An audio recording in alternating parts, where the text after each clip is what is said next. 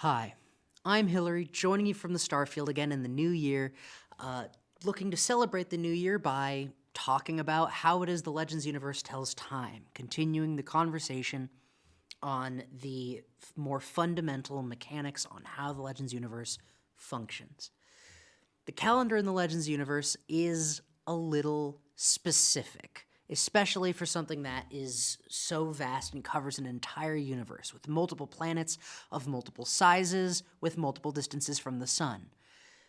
The Legends calendar is uniform. Remember that the Legends universe was built to be explored, built to be lived in. This is a place that is made to be kind to the people that live in it. That was an intention of the creation.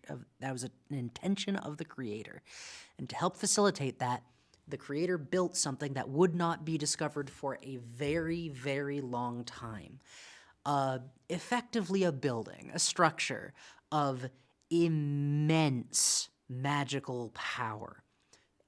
Dubbed the Castle of Noon and Night, it is a singular structure made of effectively glass.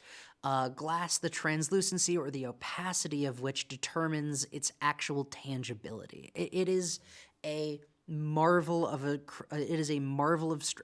magic, and not quite engineering, but more natural, I suppose, in a way. It is, after all, very intentionally created. The specificity of the Castle of Noon and Night is a little strange. It effectively regulates all day and night for all planets, meaning, well, any planet either inside a realm law or with enough density of magic that the castle can connect to it. It is designed such that in most lived areas of the universe, day effectively starts at the same time and ends at the same time for a random selected latitude, for a random selected point of latitude and longitude. The Castle of Noon and Night utterly demolishes physics. If you know anything about astrophysics, you would probably have a rough idea of the kind of effect that this structure is pulling off.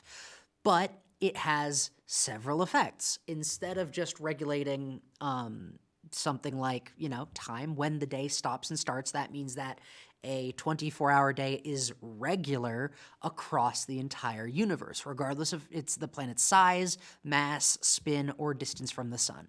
It also measures the seasons similarly. The calendar is exactly 400 days, with each 400 days, with each month being 40 days, meaning 10 months.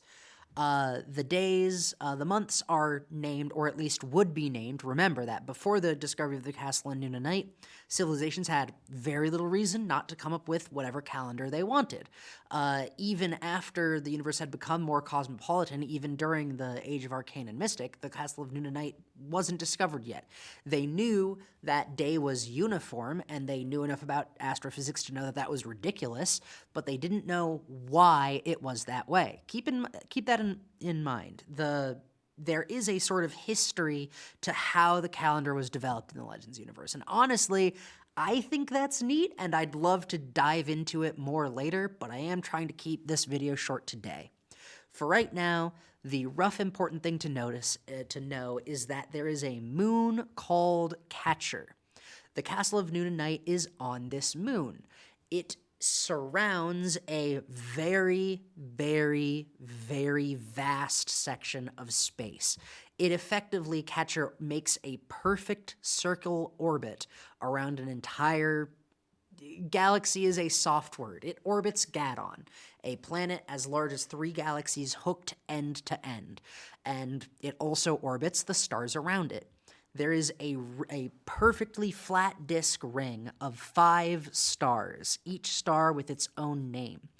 These 5 of the months are called First Light, Second Light, Third Light, Fourth Light, and Fifth Light, with a month based on just the Etherean counting system in between, meaning the first month is each set of 2 months introduces a new light month. That name very simply means that Catcher is now bathed under the light of a different star, or at least the predominant light on it is of a new star. The one that would determine Catcher's day. So this Castle of Noon and Night takes 400 days to circle its path. It is a tremendous amount of magic and a tremendous sort of piece of engineering. The universe at its heart has a built-in clock that regulates time for everyone just to make it easier to live there. Until that was discovered, it is worth remembering that this is only true in places with very dense magic, meaning that there are civilizations of people that have had to deal with whatever particularities were determined for whatever planet they live on. They are at the mercy of chance, something that the intended magic of the universe does its best to limit or avoid. The universe is trying to cooperate with the people that live in it. The Castle of Noon and Night helps regulate that. There are 4 months in the Legends universe, and after the Age of Divinity, 1 month was twice as long as all the others. This is because of 4 primary deities, or at least the first 4 gods that were ever born, had a war. Each of them represent 1 season, and the god that won that war got their season to be twice as long as everyone else's. Right now, that's around with the month of summer. The season of summer. I saying it out loud, I understand that it all sounds peculiar, and there are stories that got us to that point. I would love to explore this with you at some point. Again, I am intending for a shorter video today, but I hope this helps you understand a little bit more about the way the calendar works in the Legends universe. In the most modern version, there was a point in which time was broken. I understand, but go with me. Effectively, was the basic meaning is that there was a certain time was very heavily interwoven with certain magics. Think Fate and Destiny, just to name 2. There were a handful of things at work trying to, basically there are a large number of systems inside the universe, mechanical, magical systems that are very, very carefully maintained by a very overworked volunteer force called the Archivists, some of whom are some of the most powerful mages in the entire universe, that allow time to effectively work a certain way. It is built to help regulate magic. Time affects a lot of things. If you know some stuff about real life and physics, you'll know that time and space are very closely related. There were certain magics set up in the Legends universe to try and divide those, to try and make those forces work a little bit more independently. And very long story short, the most massive war that ever happened in the Legends universe resulted in someone trying to take over time, trying to take over the agency that time allowed, trying to determine what things like the rise and fall of entire civilizations, the beginning and ending of new eras, as well as, Fate and Destiny, a lot of the most powerful magics that were interwoven with it.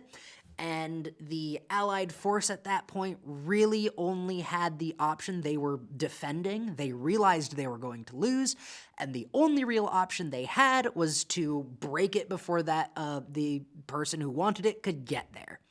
The idea was very simply that if they didn't break time, it was game over. So they sacrificed their queen, and that caused a lot of problems. They basically had to try and re-engineer time on their own, and it worked and it didn't. There is first of all, Destiny, Fate was utterly killed. Destiny has long since been in hiding. There are conscious forces responsible for those magics.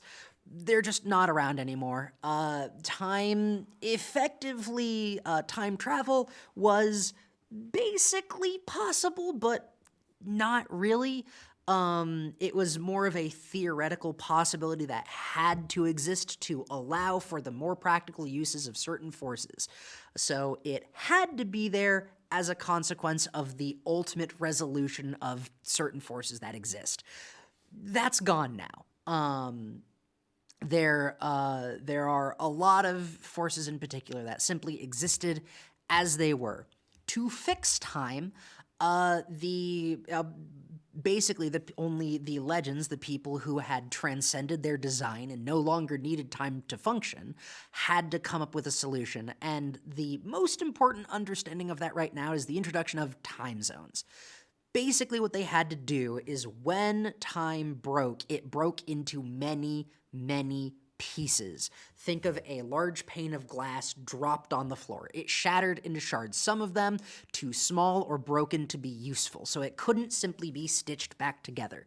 A great brass gyroscopic engine called the Eternity Clock, the physical manifestation of time and its workings, had been broken, and to try and pull enough time together to make things work, they had to effectively settle on a system that works a little bit closer to how time does in real life, where time is a sort of consequence of space and motion. They had to they had to play fast and loose with a lot of things, including going back through some of the archives of the Titan, the machine, for that reality is rendered inside of, and effectively they went in the backlog and they tried to find sheets of stored time from literal history that were usable enough, that were in one piece enough that they could use it as a substitute for some of the more broken shards that existed in space as they knew it at that time. I guess the best way you can think of it is as a glass cube that was constantly being 3D printed on top of, with each new layer being current time. When it broke like a three-dimensional structure. I'm not saying you do this, but if you've ever thrown an ice cube on the ground, you know exactly what happened. And they had to recreate one layer as flawlessly as they could. To accomplish this, they went back through all of the other pieces of sediment to find something that worked. And eventually, they were able to build something that you could think of it as a quilt of times from long past. They had to satisfy a lot of conditions. I know this series is about the mechanics of the Legends universe, and I understand that this one is insane, but hey, I started this when I was 6. Some of it's insane.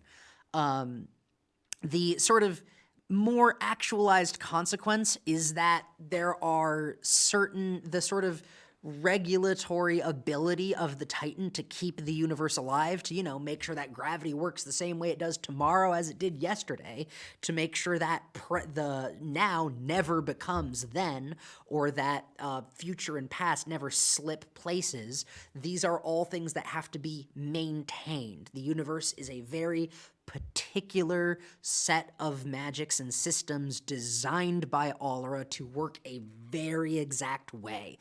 That being disrupted caused a lot of things to break. The Castle of Noon and Night was useful, but there were other things like the rise and fall of civilization that the Eternity Clock also controlled. They had to find shards that were not just whole for a correct section of space. They also had to find things that were like enough to where the reality engine was when it broke. What period of rise and fall of civilization was this in?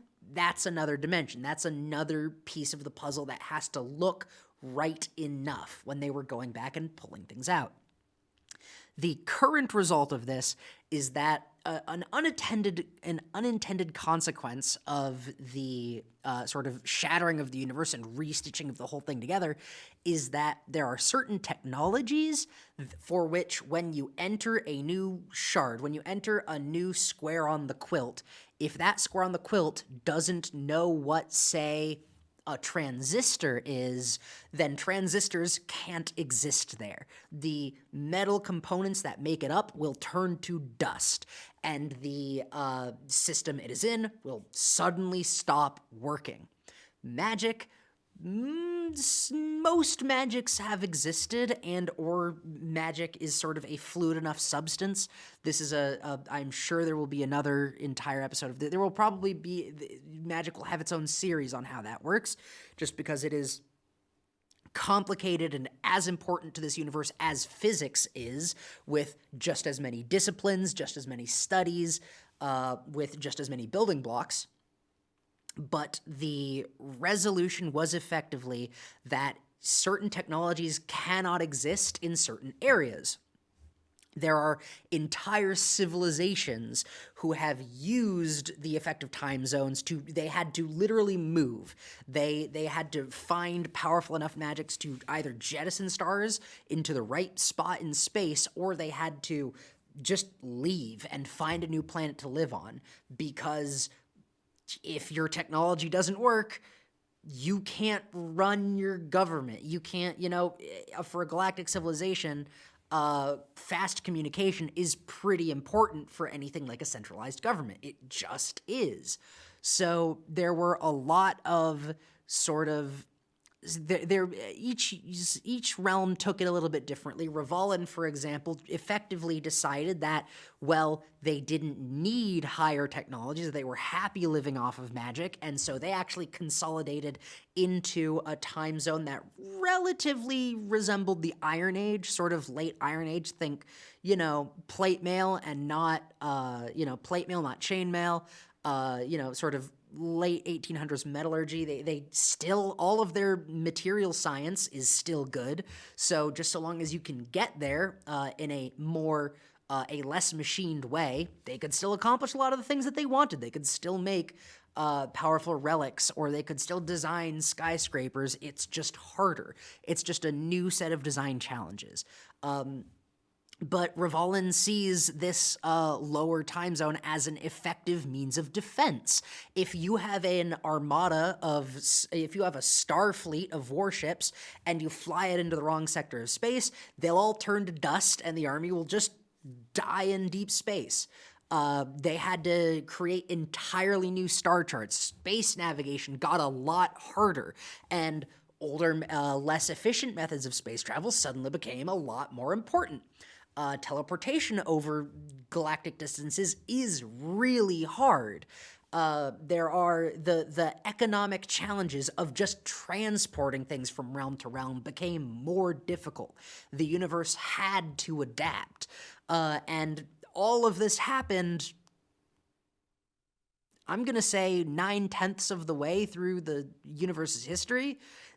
Granted, we have an age and a half of the sort of modern Legends era at the time of recording where that's effectively been dealt with. They've learned how to deal with it. They have had hundreds of thousands. I'm pretty sure they've had millions of years at this point to figure this out, but this just goes to illustrate that this is a fluid universe. Things have been evolving in really major ways. We went from the Castle of Noon and Night dictating what sort of day and night looked like, but not having planets with enough magic to connect to it, so you were just kind of at the whims of whatever planet you were on and doing your best to adapt when magic and technology hadn't been developed, to magic starting to pervade the universe and the Castle of the Noon and Night helping you with things like gravity, making sure that it's only 9.8 meters a second and not something much less beneficial, making sure that you're not crushed or that you don't float away, making each planet kinder, sort of spiting physics to allow for a more cooperative landscape. You have that moving into the creation of the gods in the sort of Age of Divinity, when all of the sudden there are people who can push and pull time, can move around these more fundamental magical forces and sometimes physical forces to change the way time works a little bit just by existing, just by, to say who's top dog. And then, of course, going to the destruction of the Eternity Clock, which of course comes after the discovery of the Castle of Noon and Night, a brand new calendar which gets introduced to everybody. That takes time, a little bit of negotiation, and a lot of cooperation, but merchants tend to like it, and you kind of want things from other places. It is basically always better for your economy to have trading partners if you can help it, just in terms of specialties or what an individual realm is good at making. And so trying to get each other's timetables correct eventually helped smooth the transition, but there was a lot of period. There has been a lot of growing pains. It is not, this universe is deeply, deeply old, and the way it works has changed as it has gone on. That leads to our current calendar, 10 months, 40 days. It used to be 40 days a month, and it used to be that the week was 10 days long. When they put it back together, they couldn't quite get it to work that way. They couldn't quite get Catcher to move at the speed they wanted to before. It was just a little bit regular. It was a little bit irregular. And that means that they now have a 9-day week, which means that the months are a little bit irregular. Catcher itself has 2 submoons. It is called a moon because it orbits a vast multitude of bodies, but it is a rather large. It is a rather large body, and it does have 2 moons. Those 2 moons chart the course for a lot of other lunar bodies. The Castle of Noon and Night is a reference point from which the entire universe takes its data and renders something so that everywhere feels relatively similar. It's a tricky subject. The calendar has gone through a lot of changes, but I hope this gives you a window into how this universe works at a fundamental level. I hope this helped. Have a good one, and Happy New Year. Truly, truly.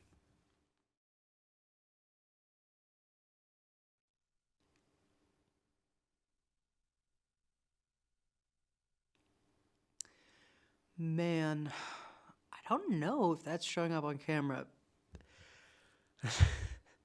I got it, man. I don't remember how old I was, but I got it soccer fencing. That's the real name. That's what we called it. It's a game I made up, and I got this the last time we ever went soccer fencing. I also got it like an hour and 40 minutes before the SATs. That was fun. Worst part was I have a yellow, red, and blue scarf. Because I had just gotten back from Ecuador, so I must have been 18. That's how old I would have been. I was 18. I had gotten back from Ecuador, and I bought this scarf, this nice wool scarf that says Ecuador on it. I can't remember the name of the town, but they're very famous for their textiles, and it's a lovely scarf. I still have it. But you see, the problem was that I wore glasses. I had a crescent moon scar on my forehead, a red and yellow scarf, and at that point in high school, I wore a London fog. That is the list of reasons why I don't like Harry Potter.